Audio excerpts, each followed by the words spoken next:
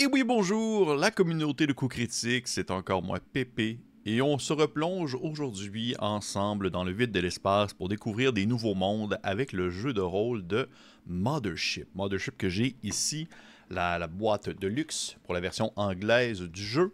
J'avais abordé cette gamme-là à quelques reprises dans le passé, que ce soit via des actual plays ou que ce soit via des vidéos présentations dans justement des capsules qui commencent à dater, je ne vais pas le cacher, des années où j'avais le visage collé sur ma webcam et où mon son était un peu plus horrible.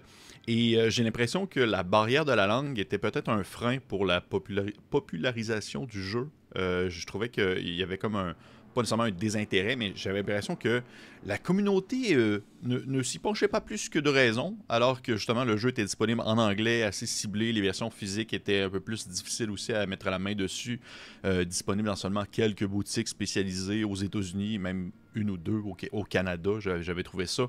Mais là, sans surprise, vous l'avez peut-être vu passer dans une vidéo en entretien chez Rolliste TV, les copains de chez Rolliste TV. Ils ont échangé avec Mathieu Saintou et Sandy Julien de Arcane Asylum. Et en fait, la boîte d'Arcane Asylum Publishing a obtenu les droits pour la traduction du jeu. Traduction qui aura lieu en 2025. Oui, Mothership va être disponible en français pour celles et ceux que ça intéresse. Pour moi, c'est une excellente nouvelle pour plusieurs raisons. Parce que, en fait, l'annonce que Arcane Asylum a fait dans son ensemble est pour moi une très belle nouvelle parce que ce n'était pas uniquement tourné vers Mothership, c'était pour une popularisation puis un partage de jeux plus indépendants, un peu plus nichés, comme Mothership, comme Shadow Dark également. Et comme plein d'autres petits jeux comme ça qui peuvent attirer le regard, mais qui justement peut-être étaient un peu moins connus vu justement l'accessibilité dans la langue anglaise avant tout. Et j'avais le goût ainsi, pour fêter ça, fêter le retour de Mothership, ou plutôt l'arrivée de Mothership éventuellement en français, j'avais le goût de répéter un peu mon expérience que j'avais faite avec justement Shadow Dark avant que l'annonce soit faite. J'avais fait une vidéo qui était 10 choses intéressantes avec le jeu Shadow Dark. Et les retours étaient très positifs, les commentaires étaient très cool, et je trouve que c'est une belle façon de réexplorer d'anciens modules ou d'anciens jeux que j'ai déjà abordés sans nécessairement toujours répéter les mêmes choses, mais avec une nouvelle couverture un peu plus belle puis une meilleure qualité audio. Donc j'essaie de trouver une nouvelle façon un peu d'aborder certains sujets qui maintenant sont un peu plus d'actualité, mais qui m'intéressent tout autant, sans nécessairement justement répéter la même formule. Donc 10 éléments intéressant avec Mothership, avec le jeu de rôle Mothership. J'aime tellement cette boîte-là, pour vrai. J'aime vraiment beaucoup Mothership. J'en parle pas nécessairement si souvent que ça, mais il y a énormément de choses qui viennent titiller mon intérêt dans Mothership, et c'est on dirait un style de jeu ou un type de jeu qui est quand même assez précis. Son carcan, son public cible est assez précis et niché, mais je suis persuadé qu'il va trouver preneur dans la francophonie. C'est une formule que j'apprécie bien pour mettre le doigt sur certains détails cool, en fait, de jeux spécifiques, ma formule de 10 éléments.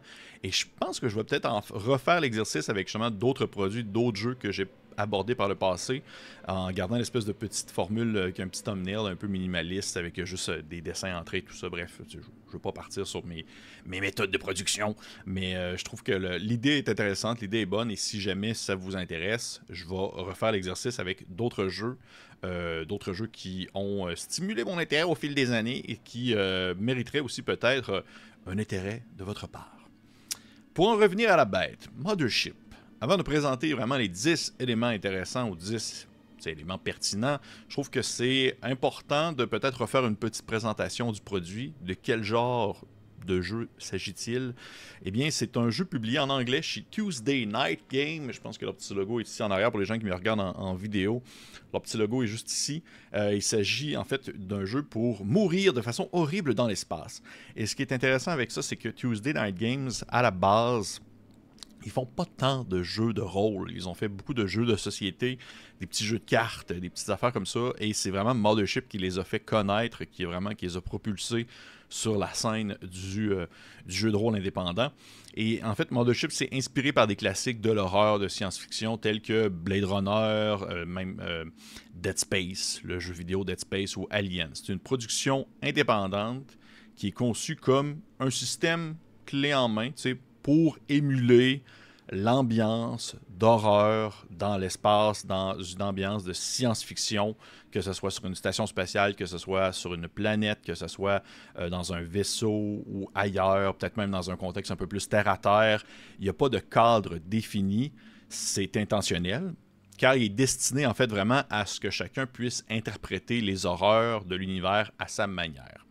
Bien que, justement, il n'y a pas d'univers canon, il existe des thèmes. Le livre principal, le Player Survival Guide en anglais, et la plupart des contributions en provenance de différentes publications tierces indépendantes vont souvent tourner autour de l'horreur corporelle, des intrigues corporatives, l'isolement dans l'espace, des monstruosités, des sciences interdites, même un peu d'horreur cosmique ici et là, la technologie qui est comme un danger pour l'homme. C'est vraiment très alien. Vraiment très un peu rétro-futuriste, mais en même temps, il y a beaucoup d'autres aventures qui vont aller dans tous les sens et qui peuvent explorer bien d'autres choses. Et ça, je vais en revenir éventuellement dans mes 10 points parce que ça fait partie des 10 éléments intéressants. Il y a, dans les livres principaux qui ont été publiés par Tuesday dans le Game, il y a bien sûr le livre de base, il y a quelques modules comme The Planet, qui est un module. Il y a A Pound of Flesh, qui est aussi un supplément pour les stations spatiales. Il y a Gradient Descent, que je vais également aussi aborder dans le top 10. C'est pas vraiment un top 10, c'est 10 éléments. C'est assez facile à utiliser, assez facile à moduler, à changer, à transformer selon vos besoins. C'est très ouvert pour des publications indépendantes. C'est assez aussi facile de vraiment le trafiquer pour y rajouter des règles ou en retirer. Et ça a eu un immense succès sur Kickstarter lorsque le jeu a eu un financement il y a de cela quelques années. Ça leur a pris du temps à envoyer les colis, à envoyer les jeux. Ça leur a pris bien du temps à envoyer cette boîte-là et les autres versions aux personnes qui ont backé un peu plus que 2 ans. Mais il avait quand même accumulé plus que $1 million avec une immense communauté qui propose ici et là des modules aussi intéressants les uns que les autres. En gros, Mothership, c'est un peu ça. Du moins, pour ce qui est du jeu. En soi, le système est du descent. C'est quand même particulier, parce que c'est pas nécessairement un système qu'on voit si répandu dans le milieu très indépendant. Mais Mothership, c'est du descent avec un roll under, donc rouler en dessous du seuil de difficulté, et avec quelques classes, quelques compétences, un système de stress et de panique. Il y a l'utilisation des outils qui est aussi bien important, une arborescence de talent pour gérer justement les capacités des personnages et bien plus encore. Mais vous allez voir, ça reste que c'est assez simple, même si au premier coup d'œil, ça peut avoir de l'air intimidant, mais c'est très simple. Et on commence ainsi les 10 éléments intéressants avec le jeu Mothership. On commence avec le numéro 10, c'est la feuille de personnage. Pour plusieurs personnes, ça passe ou ça casse. Pour ma part, je trouve que ça fait partie de la force du jeu. C'est un élément intéressant parce que je n'ai pas vu beaucoup de jeux qui utilisaient cette formule-là. La fiche de personnage contient toutes les règles pour créer un personnage. Cela signifie que, en grande partie, vous n'avez pas besoin de vous référer à autre chose que la feuille que vous avez devant vous pendant la création de personnages. Et elle regroupe toutes les classes disponibles. Elle relie les différentes sections entre elles avec un diagramme de flux, dans le fond, de flux, pour pouvoir aller connecter ainsi les différentes sections ensemble pour connaître un peu c'est quoi les attributs du personnage, c'est quoi les compétences du personnage. C'est un guide étape par étape pour le processus de création d'un personnage. Tout ça est sur la feuille. Ça ressemble vraiment à un étrange diagramme qui est dans l'esthétique et dans le thème du jeu, l'espèce d'horreur, science-fiction, corporatif. Pour moi, c'est un très gros plus. Je n'avais jamais vu une feuille de personnage comme ça. Ça l'a été réutilisé par la suite dans d'autres jeux. Ça a été inspiré pour d'autres. Ça a été inspirant pour d'autres gammes. Et un jeu qui utilise aussi également des arborescences de talent. Je n'en connais pas beaucoup. Il y en a quelques-uns avec, par exemple, les jeux de Star Wars, de Edge. Mais l'utilisation de l'arborescence de talent pour avancer dans les compétences, c'est-à-dire choisir une compétence, cocher la compétence et devoir comme choisir une compétence suivante qui est comme plus poussée, une version plus poussée de la précédente, permettant ainsi au personnage de se spécialiser en quelque sorte à mesure que la partie avance. La feuille de personnage, c'est quelque chose. Ça fait partie c'est un détail qu'on reconnaît très, très, très facilement à Mothership. On continue avec le point numéro 9, qui est intéressant dans Mothership, l'esthétique du jeu. Mothership, C'est un ensemble. Ok, c'est tout dans le jeu, que ce soit dans c'est la boîte de base, la boîte de luxe, qui est quand même un peu plus différente de ce qu'on pourrait s'attendre du reste, mais surtout les ouvrages de base. J'en tiens 3 présentement dans mes mains pour ceux qui m'écoutent en vidéo. J'ai le manuel on va dire du Warden, du gardien. J'ai le manuel pour les joueurs et j'ai aussi un petit outil pour les vaisseaux spatiaux que je vais aborder tout à l'heure également. Et tout dans le jeu respecte son esthétique.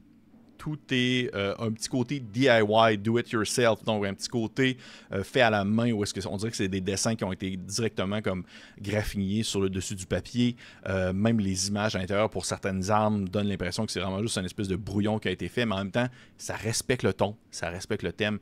L'esthétique du jeu de Mothership, pour moi, c'est un jeu que j'ai découvert avant que le jeu d'Alien sorte. Le Mothership, la version vraiment bêta de Mothership existait avant le jeu de rôle d'Alien, de la version Free League présentement. Et moi, je suis un grand amateur, un grand amoureux de ce qu'on nomme justement l'esthétique rétro-futuriste d'Alien, l'esthétique Space Trucker, des truckers de l'espace à l'Alien, où est-ce que les vaisseaux spatiaux, c'est des grandes boîtes cubiques qui se déplacent lentement et qui sont très utilitaires, mais très peu esthétiques, avec des gros couloirs, des gens habillés en chiennes de travail qui essayent de travailler avec des outils qui sont un peu archaïques dans des tuyaux, puis dans les différents composants du vaisseau. Et avant Alien, je trouvais pas beaucoup de jeux qui avaient un peu cette esthétique-là, du moins dans mon expérience personnelle. Et Mothership est arrivé. Et Mothership transparaît de base, dans la version de base, va vraiment partager cette esthétique-là. L'esthétique d'un jeu où les personnages vont en arracher. Et moi, j'adore ça. Ça vient vraiment beaucoup me chercher. C'est un des éléments que je trouve très fort dans Mothership et qui est respecté dans tous les ouvrages du jeu de base. Dans le fond, tous les ouvrages officiels qui sont publiés par Tuesday Night Game. Et c'est un gros plus. C'est un point intéressant. Point numéro 8. Les règles qui tiennent sur une page. J'en ai parlé tout à l'heure un peu avec la feuille de personnage. C'est des règles de base. Les règles de base de Mothership sont vraiment très faciles. C'est un petit jeu qui peut évoquer beaucoup de choses. Ça prend seulement une seule page pour comprendre l'ensemble l'ensemble des règles, avec justement le système dessin, comme je l'ai mentionné, avec le roulé en dessous des niveaux de difficulté. En fait, la feuille de personnage comptabilise ça en soi. C'est un peu comme un double point. Tu sais, la feuille de personnage a un lien aussi avec le point numéro 8, mais pour moi, c'est une force de pouvoir comprendre l'ensemble des règles ou le plus important des règles sur une seule page. Et c'est même pas recto verso, là. C'est juste une seule page. Vous avez l'ensemble des règles pour bien comprendre le jeu et même l'explication que ce soit les dégâts, que ce soit, on va dire, la gestion de l'équipement, que ce soit la gestion des compétences des personnages, la perte de points de vie, le repos, tout ça. Tout peut s'expliquer en une seule page. Bien entendu, il y a des spécificités, il y a des particularités qui vont se développer à mesure que le jeu va avancer, à mesure que vous voulez approfondir votre expertise, votre compréhension, votre connaissance sur le jeu. Mais tout de même, pour moi, le fait que ça tient sur une page, c'est un plus. C'est une façon rapide et facile de présenter le jeu, d'expliquer le jeu et de le comprendre. Parce que des fois, souvent, lorsqu'on veut expliquer un jeu à quelqu'un qui ne le connaît pas et qui est habitué, on va dire, au grand de ce monde, que ce soit l'Appel de Cthulhu, que ce soit Warhammer ou D&D, ça peut être un peu rebutant de devoir sauter dans quelque chose d'autre. Surtout quelque chose qui peut être représenté comme Mothership l'affiche, avec la feuille de personnage et tout ça. Mais à partir du moment qu'on prend vraiment le temps de se pencher sur les règles, oh boy, il n'y a aucun problème avec ça. Aucun problème avec ça. Élément intéressant pour Mothership, numéro 7, le guide du gardien. Le Warden Operation Manual en anglais. Ce livre-là, mesdames et messieurs, ce livre-là a une richesse incommensurable. En soi, les règles de Mothership sont expliquées dans le livre du joueur. Pour pouvoir comprendre les règles, vous n'avez besoin que du livre du joueur surtout. Le livre du gardien, le Warden Operation Manuals, c'est moins des règles spécifiques plus que la philosophie de la préparation d'une aventure à la Mothership au genre horrifique. C'est rempli de leçons, c'est des conseils, c'est comment organiser une aventure, comment gérer un affrontement avec une créature qui dépasse l'entendement, comment planifier, on va dire, une avancée dans une histoire d'horreur de science-fiction. Eux autres, ils ont un système pour ça, qui n'est pas vraiment un système de jeu, mais plus qu'une manière de faire, qui se nomme le Tombs, comme une tombe. En fait, T-O-M-B-S. Ça signifie transgression, donc la transgression. Omens, donc une forme de, on va dire, de vision, c'est une prémisse, là, laisser sous-entendre quelque chose. Manifestation, pour le M. Banishment, pour un bannissement. Puis un slumber, pour un peu l'espèce de est-ce que c'est à suivre? Et ça, comme ça, eux autres, ils proposent cette marche à suivre-là pour une aventure classique de Mothership. C'est-à-dire, les gens font quelque chose qu'ils ne devraient pas faire. C'est une transgression de la science. Ils font des découvertes, ils font des explorations qu'ils ne devraient pas. Il y a un omens, il y a une vision de quelque chose qui pourrait mal se passer. Ils savent qu'ils font une transgression et il pourrait se dérouler quelque chose de mal. Les scientifiques ne devraient pas jouer avec cette technologie-là. Par exemple, une manifestation, ce qui devrait arriver arriva. Le mal se répand, le danger est présent, l'extraterrestre s'est échappé, les robots se sont soulevés contre la race humaine et attaquent tout le monde. Le banishment, donc le combat contre la menace, vraiment devoir tenter de repousser l'ennemi, et le slumber, donc laisser sous-entendre que finalement il restait peut-être un robot encore fonctionnel quelque part et qui est en train de repartir la machinerie pour pouvoir reconstruire son armée de vilains robots. C'est 5 actes, 5 manières de faire pour, disons, animer une aventure comme il est proposé pour Mothership. Mais ça permet aussi de rythmer juste votre récit, de faire monter la tension au fur et à mesure que les joueurs découvrent un peu ce qui se passe dans la partie. Et ça peut aller dans tous les sens. C'est pas non plus une marche à suivre qui doit être respectée à la lettre. Ça peut vraiment se changer, être modifié, être adapté selon vos besoins. Et en fait, c'est le genre de choses que vous trouvez dans le manuel du gardien, c'est-à-dire des conseils pour des styles de partie. Voyez-vous, là, j'ouvre une page comme ça au hasard. Et il y a même un campaign frame, dans le fond, un cadre de campagne. Qu'est-ce qui pourrait être intéressant pour un type de campagne pour Mothership? Et là, il est proposé, par exemple, justement, le Space Trucker, les truckers de l'espace, avec quel type d'aventure pourrait être adapté pour les Space Truckers, les mercenaires privés, donc une équipe de mercenaires qui est envoyée pour une mission, des explorateurs, vraiment un regroupement de scientifiques ou de colons qui vont aller découvrir un nouveau territoire, Corporate Inspector, donc une équipe corporatif, habillé plus cravate, complet cravate, qui doivent aller investiguer les mystères se déroulant par exemple là, sur une mine qui appartient à la compagnie. Crashlander, des gens qui se sont écrasés sur une planète et qui doivent apprendre à gérer un peu les problèmes et les dangers qui s'y trouvent. D'ailleurs, ça me fait penser, si jamais vous avez pas écouté la série Scavenger Reigns, je vous conseille fortement de jeter un coup d'œil à ça. C'est la meilleure série d'animation que j'ai écoutée en 2024. C'était tellement bon. Là. Ça devrait... pour moi, ça aurait dû remporter tous les prix. Ça aurait dû mériter des saisons supplémentaires. Malheureusement, c'est pas le cas. Je m'éloigne beaucoup du sujet principal, mais il y a un lien à faire quand même avec Mothership, avec cette série-là. Un style de jeu ou un style d'aventure avec une horreur corporelle bien présente. Ça vous intéresse, allez voir ça. Donc, numéro 7, vraiment, le guide du gardien comme élément intéressant dans Mothership. Le numéro 6... déracine profondément OSR. Bien que Mothership utilise un système décent, bien que Mothership possède des compétences, bien que Mothership a quand même, une thématique qui est moins populaire ou moins présente dans une bonne partie des jeux OSR, ça en demeure pas moins que, dans le fond, M. McCoy, qui est derrière le jeu Mothership, McCoy a eu quand même l'idée de vouloir vivre l'aventure, l'espèce d'ambiance Dungeon Crawl, de devoir aller se promener dans un donjon humide, mais dans une ambiance à la Aliens de James Cameron, à la Dead Space, où est-ce que c'est littéralement une exploration d'une station spatiale. C'est vraiment comme un Dungeon Crawl, mais dans l'espace. Et il y a eu cette idée-là, d'explorer un vaisseau mère, le Mothership.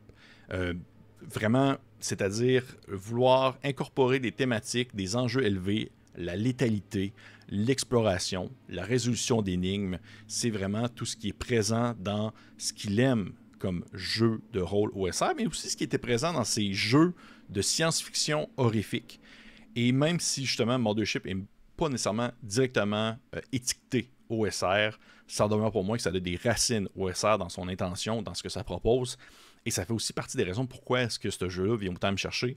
Parce que pour résoudre un problème, pour faire avancer le jeu, on ne va pas nécessairement reposer la réussite de la situation sur les capacités ou les pouvoirs des personnages. Ça va beaucoup reposer sur les outils qu'ils vont avoir, les réflexions qu'ils vont avoir également, qu'ils vont vouloir partager avec les autres, et de temps en temps sur un jet de dés pour tenter de voir si oui ou non ils réussissent vraiment à faire ce qu'ils tentent d'accomplir.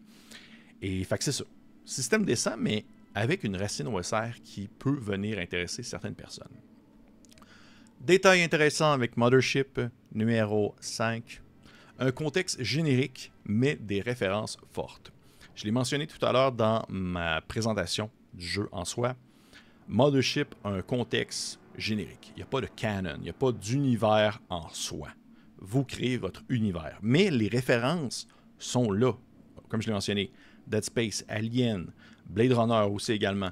Tout le contexte, concept rétro-futuriste d'une science-fiction un peu moins space opéra, qui est plus dans l'espèce de science-fiction hard science fiction, comme on l'appelle, où justement la technologie est au cœur des débats et du sujet. On est moins dans la découverte et l'exploration de nouvelles formes de vie, des échanges politiques ou même des grosses guerres interplanétaires. On est loin de ça.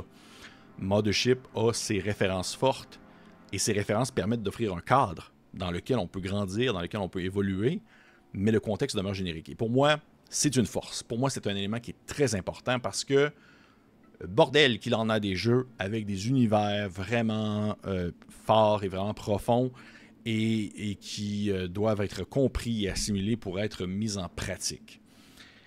Et en fait, la force, justement, ça fait partie aussi des forces parce que le système est rapide, la compréhension de votre feuille de personnage va être rapide aussi, la mise en pratique est rapide, mais aussi la compréhension du contexte de jeu est rapide parce qu'il n'y en a pas à la base. Il n'y en a juste pas. Celui-ci va se construire avec le soutien du meneur de jeu, celui-ci va se construire avec le contexte qui va être offert de base, et même aussi selon peut-être l'aventure que vous allez jouer, parce que je vais en reparler tout à l'heure, mais selon les modules que vous jouez, ça peut aller d'un côté comme de l'autre, et pour moi, ça c'est un élément qui est intéressant. Les références sont là, mais le contexte est générique. Détail intéressant pour Mothership numéro 4, et je vais passer rapidement sur celui-là parce que ça fait quand même écho à beaucoup d'autres éléments que j'ai mentionnés. La création de personnages qui est affreusement rapide. Je dis ça même, affreusement rapide. Mothership, c'est un jeu idéal pour tout type d'aventure parce que justement la création de personnages, eh bien, elle se fait comme ça. On peut prendre un groupe de débutants, leur enseigner les règles en quelques secondes et créer des personnages en quelques minutes.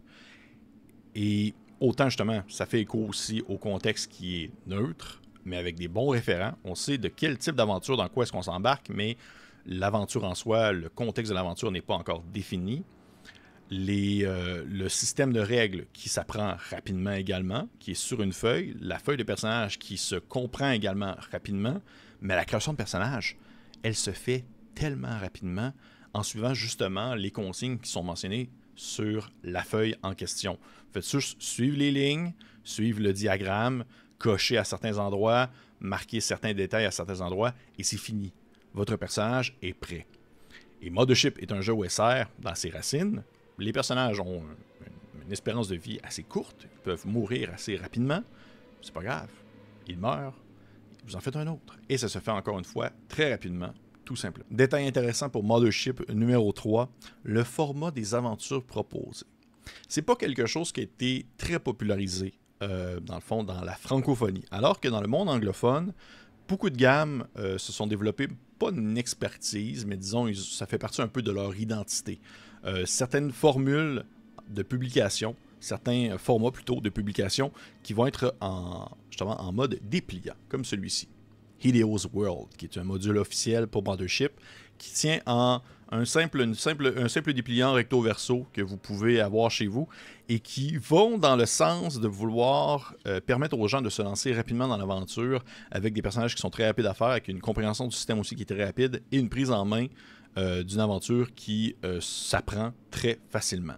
Ça vaut au strict minimum, ça vaut nécessaire, ça vous donne l'information que vous avez besoin de savoir pour pouvoir animer une partie. Mais, encore une fois, parce que je trouve que ça fait partie de la richesse du jeu, c'est le format des aventures proposées est varié. Oui, il y a des aventures en format dépliant, mais il y a aussi également des aventures qui sont vraiment plus en format livret, des campagnes qui vont tenir sur plusieurs dizaines de pages, comme celle-ci fait une 60aine de pages, et c'est très compact, je vais revenir tout à l'heure, mais il y en a aussi d'autres qui vont faire plus qu'une centaine de pages et qui vont proposer vraiment un cadre de jeu absolument complet, absolument très riche, qui peut offrir un terrain dans lequel les personnages vont pouvoir se lancer pendant des dizaines et des dizaines de parties. Donc, une belle diversité dans le style de jeu proposé. Moi, j'aime ça. C'est un élément intéressant. Élément intéressant pour Mothership numéro 2, Gradient Descent, justement. Je l'ai comme un peu montré vite au dernier point. Gradient Descent, c'est un module officiel de Mothership, fait par McCoy et Crater, en fond deux auteurs du jeu. C'est possiblement un de mes modules préférés à vie, tout jeu confondu. Admettons, je me ferais comme un top 5 là, de mes modules, ou même de mes livres de jeux de rôle, même pas de jeu de rôle complet, juste un livre en lien avec le jeu de rôle, que ce soit un supplément, que ce soit un supplément de règles, ou même un livre de base, ou un livre d'aventure. Gradient Descent serait dans ce top 5-là, parce que c'est absolument incroyable en tout point. Et pourquoi est-ce que je voulais en parler? Et pourquoi est-ce que ça mérite un point en lui-même? Parce que puisque c'est une aventure de base faite par les créateurs du jeu, je dis, ce n'est pas impossible que cette dernière arrive en français peut-être. Sait-on jamais, en suivant ce que les projets que Arcane Asylum vont faire, et si jamais ça vient vraiment être très... si la demande elle est présente, eh bien ça ne me surprendrait pas que ce module-là soit un peu... proposé éventuellement en français, je vous le souhaite et je l'espère grandement. Parce que Gradient Descent, c'est un méga donjon. Méga donjon, pour ceux qui ne savent pas un peu ce que c'est un donjon, mais il est méga. Il est immense. Et pas nécessairement infini, mais il possède des dizaines et des dizaines et des dizaines et des centaines de salles à explorer qui vont être interconnectées entre elles et qui vont offrir des ambiances et des contextes de jeu différents. Et Gradient Descent, c'est exactement ça que ça propose, mais dans un contexte horrifique de science-fiction dans lequel les personnages doivent explorer un ancien laboratoire, une station laboratoire dans laquelle une intelligence artificielle a comme développé une certaine conscience et elle a, si on veut, transformé le laboratoire pour servir ses propres desseins. Je ne vais pas trop vous en dire parce que j'aimerais éventuellement un jour la faire sur la chaîne. Et les salles, en fait, sont présentées comme des points de connexion. Pour ceux qui me regardent, la regardent avec la vidéo, là, sont montrés avec des points de connexion qui sont comme un peu des liens on dirait presque des liens informatiques. Et juste la mise en page, le visuel, les thèmes abordés, les rencontres aléatoires, le changement de ton, les possibilités on va dire, de conclusion de la partie, le lore, l'histoire de l'aventure, tout ça, juste dans Gradient Descent, fait de cet ouvrage-là une bombe sur pattes. Et même si vous ne vous jouez pas, par exemple, avec les règles de Mothership, ça vous prend ce jeu-là, ce module-là, si c'est le type de module ou c'est le type d'aventure qui vous intéresse. Et le simple fait d'avoir créé un module, un méga donjon en seulement 60 pages, un peu plus de 60 pages en format A5, c'est un petit livret, là. Pour moi, c'est du génie parce que c'est concis, c'est bien décrit. Le minimum est là, mais en même temps, le plus important est là aussi. Vous avez le nécessaire pour pouvoir animer le tout et comprendre l'ambiance qui est reflétée, le style de jeu qui est attendu. Et quand je parlais tout à l'heure de Mothership qui n'a pas de canon en soi, qui n'a pas d'univers en soi, eh bien Gradient Descent, c'est un excellent exemple de vous avez la boîte à outils et vous avez Gradient Descent qui peut vous servir comme contexte de jeu. Vous avez toutes les règles nécessaires, tous les bonus, tous les suppléments possibles pour pouvoir vous lancer dans une ambiance à la Mothership. Mais dans quel univers jouer et dans quel contexte jouer? Gradient Descent est le pour vous. Vous avez des heures et des heures de jeu avec ça. Vous n'allez pas vous ennuyer. Ça méritait son point à part parce que pour moi, c'est la meilleure chose que Mothership a sorti. C'est ce fichu de module-là. Et finalement, le numéro 1 des éléments intéressants en lien avec Mothership, il s'agit de sa communauté tierce. Et oui, j'ai l'impression que je vous parle de ce sujet-là à chacune de mes vidéos et je m'en excuse si ça vous tape sur le système. J'ai pas fini d'en parler, malheureusement. Mais Mothership possède sa licence tierce et pour moi déjà un jeu qui permet aux gens indépendants à la compagnie ou indépendants à la gamme principale de produire du contenu indépendant pour le jeu afin de le faire vivre, afin de le faire populariser, afin de le faire connaître. Pour moi, c'est la meilleure chose à faire. Pour moi, c'est l'élément le plus riche qu'un jeu peut proposer parce que ça permet justement de le faire perdurer dans le temps. Et ça permet aussi de le faire vivre, de faire vivre la gamme. Souvent, on entend des fois des gens dire « Ah, mais c'est dommage, tel jeu n'a pas de supplément ou il n'y a pas eu de suivi de gamme, le fameux suivi de gamme. » Eh bien, si le jeu posséderait une licence permissive, il y en aurait possiblement une parce que les gens continueraient à être stimulés. Et ça, c'est un élément, j'en ai beaucoup échangé, j'ai lu beaucoup de commentaires là-dessus. Il y a comme, on dirait, une mentalité un peu différente dans le monde francophone et dans le monde anglophone en lien avec ça. Et même si c'est un élément indépendant, même si c'est un module indépendant, ça ne veut pas nécessairement dire qu'il est moins bon. Et oui, des fois, il y a des tris à faire. Des fois, il y a des éléments à les enlever ou à devoir comme passer au travers, passer, comme on dit en bon québécois, passer le sécateur dedans. C'est-à-dire faire un tri, brosser un portrait global de ce qui peut vraiment être intéressant en termes de communauté tierce. Et le détail avec Mothership, c'est que la communauté tierce, elle est incroyable. C'est complètement fou. Shadow Dark, j'en ai déjà parlé, je pense, dans ma première vidéo. Lorsque le jeu est sorti, il possédait déjà une certaine licence. C'était assez libre dans le fait de pouvoir proposer des éléments en lien avec le jeu, populariser le jeu en publiant des choses indépendantes. Et il y en a tellement eu. Et il y avait vraiment beaucoup de choses au travers qui étaient vraiment très moyens et qui servaient avant tout à surfer un peu sur la vague de Shadow Dark. Et c'est normal, je comprends ça. À la limite, je le comprends, mais il y avait vraiment beaucoup de choses qui étaient pas du tout de très haute qualité, de très haute voltige. Mothership, par contre. Mothership, avec le temps, s'est développé on va dire des acteurs, des éléments, des créateurs, des designers clés autour du jeu qui ont pris l'habitude de sortir de temps en temps des financements participatifs sur Kickstarter ou autres pour proposer des modules de jeu compatibles avec Mothership d'une qualité, ma foi, assez exceptionnelle. Il y a des gens vraiment qui sont très talentueux, des personnes qui ont pas nécessairement développé eux autres même le système de Mothership, parce que le jeu n'est pas à eux, c'est des personnes indépendantes. Mais en respectant la prémisse de base du jeu, le système de jeu, et en respectant la licence qui est proposée, ils ont sorti des modules qui sont à se jeter à terre tellement qu'ils sont bons. Et qui peuvent également intéresser des gens au jeu, mais des gens qui sont peut-être intéressés à un autre style de jeu, une autre ambiance, mais qui vont fonctionner aux mêmes règles. Et je pense qu'un des exemples que je peux mentionner, que j'aime vraiment beaucoup, c'est Joel Hines. Joel Hines, c'est un auteur anglais, un designer américain plutôt, qui a sorti quelques modules pour Mothership, mais aussi pour Old School Essential. Et ce qu'il fait, c'est de la pure bombe. Et il a sorti Desert Moon of Cart pour Mothership. C'est compatible avec Mothership. Vous voyez ici le petit logo. Ouh, module compatible avec Mothership.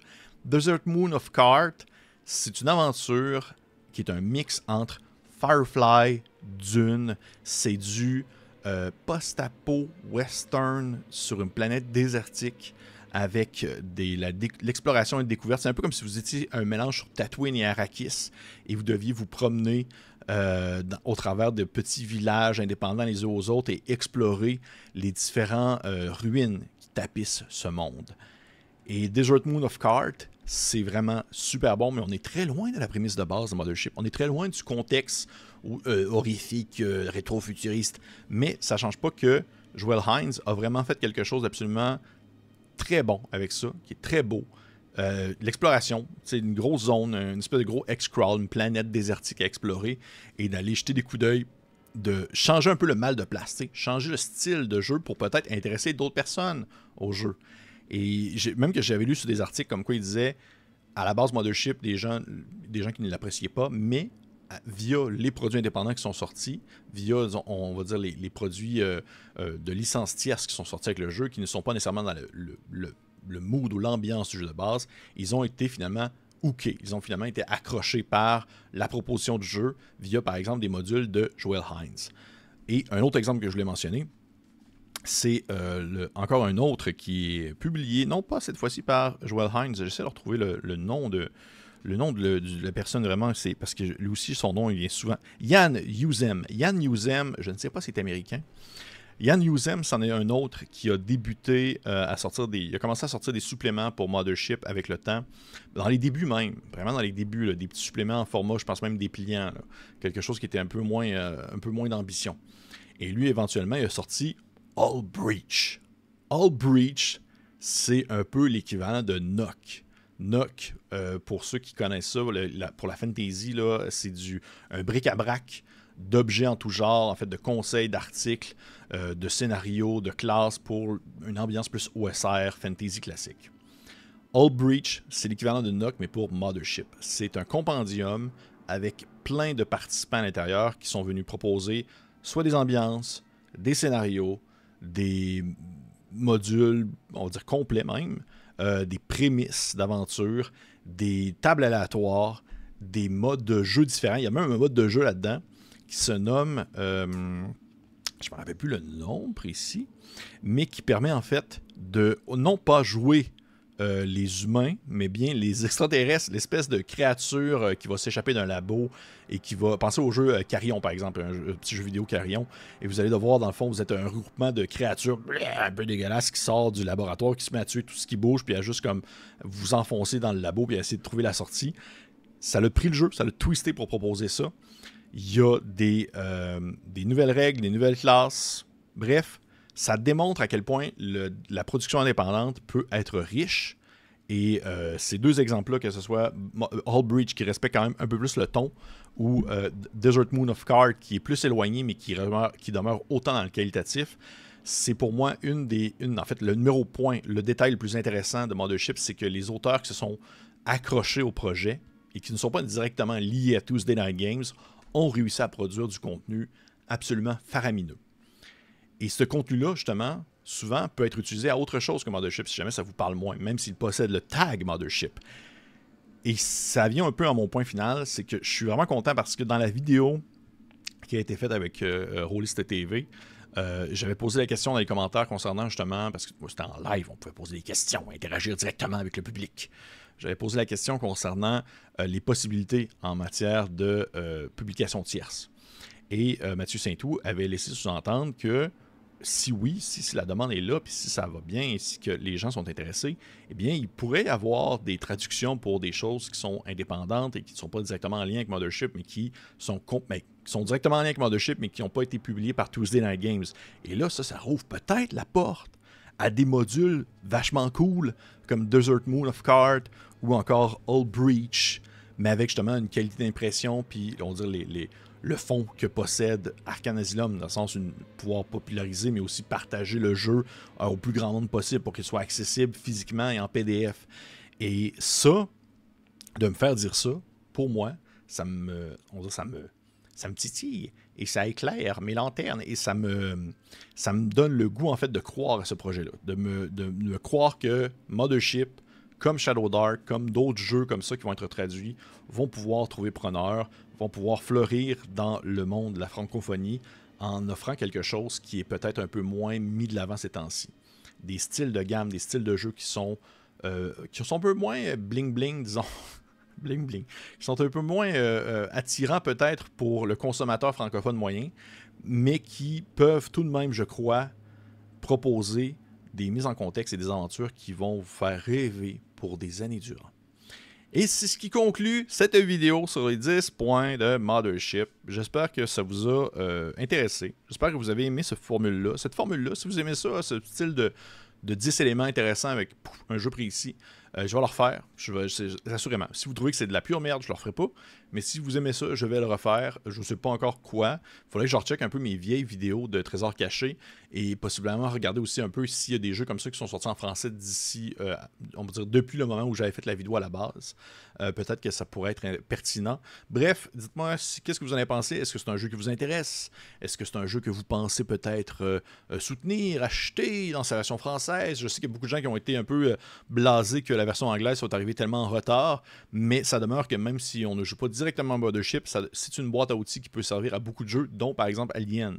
Et parce qu'il y a tellement d'outils de table à l'intérieur, aléatoires, plein de choses qui permettent de stimuler des parties. Dites-moi tout.